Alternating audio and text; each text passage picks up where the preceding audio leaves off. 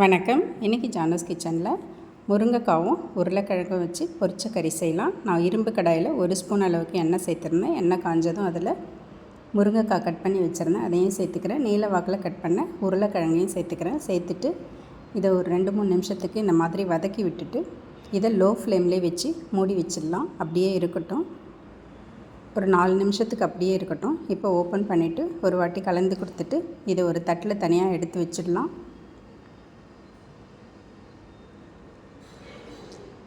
இந்த மாதிரி எடுத்து வச்சுட்டு அதே கடாயிலே நல்லெண்ணெய் சேர்த்துக்கிறேன். 2 ஸ்பூன் அளவுக்கு நல்லெண்ணெய் சேர்த்துக்கிறேன். இது நல்லெண்ணெயில் செஞ்சால் ரொம்ப நல்லாயிருக்கும். எண்ணெய் காஞ்சதும் அதில் கடுகு, உளுத்தம்பருப்பு, சீரகம் போட்டுக்கிறேன். அதெல்லாம் பொரியட்டும். பொரிஞ்ச பிறகு அதில் ஒரு கைப்பிடி அளவுக்கு பொடியாக நறுக்கின வெங்காயம் சேர்த்துருக்கேன். 15-20 பல் பூண்டு சேர்த்துருக்கேன். கொஞ்சமாக கருவேப்பிலை சேர்த்துக்கிறேன். இதெல்லாம் 2-3 நிமிஷத்துக்கு வதக்கி விட்டுக்கிறேன். இந்த மாதிரி வெங்காயம் வதங்கினதுக்கப்புறம் ஒரு பழுத்த தக்காளி, பெரிய சைஸ் தக்காளியை கட் பண்ணி போட்டிருக்கேன். அதையும் சேர்த்து கலந்து விட்டுட்டு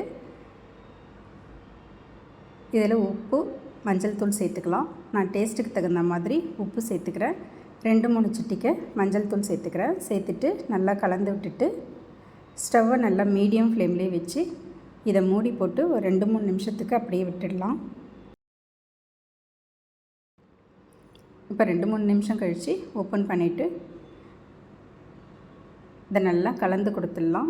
தக்காளியெல்லாம் மசிகிற மாதிரி கலந்து விட்டுடலாம்.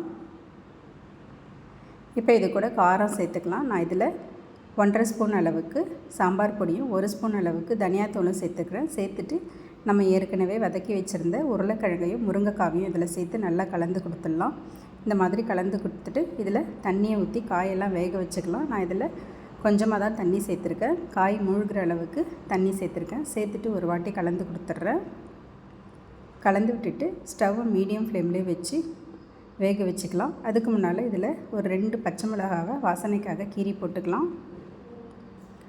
இப்போ இதை மீடியம் ஃப்ளேம்லேயே வச்சு வேக வச்சுக்கலாம். ஒரு 4-5 நிமிஷத்தில் இது வெந்துடும் நல்லா. இப்போ நல்லா காயெல்லாம் வெந்துருச்சு. நமக்கு குழம்பு பதத்தில் வேணும்னா இப்போவே ஸ்டவ் ஆஃப் பண்ணிக்கலாம். இன்னும் கொஞ்சம் திக்காக வேணும்னா இதை கொஞ்சம் சுண்டு வச்சுட்டு நல்லா கிளறி விட்டுட்டு ஸ்டவ் ஆஃப் பண்ணிடலாம். ஸ்டவ் ஆஃப் பண்ணிவிட்டு இதில் நல்லா துருவன தேங்காய் ஒரு 2-3 டேபிள் ஸ்பூன் அளவுக்கு சேர்த்துருக்கேன். கூடவே கொஞ்சம் பொடியாக நறுக்கின கொத்தமல்லி தழையும் சேர்த்துருக்கேன். சேர்த்துட்டு நல்லா கலந்து விட்டுடலாம். அவ்வளோதாங்க, ஒரு டேஸ்ட்டான உருளைக்கிழங்கு முருங்கைக்காய் பொரிச்ச கறி ரெடி ஆகிடுச்சு. இதுக்கு சைட் டிஷ்லாம் தேவையில்லை. அப்படியே சாதத்தில் போட்டு இதையே போட்டு பிசைஞ்சு சாப்பிட்லாம். ரொம்ப டேஸ்ட்டாக இருக்கும். தேங்க்ஸ் ஃபார் வாட்சிங்.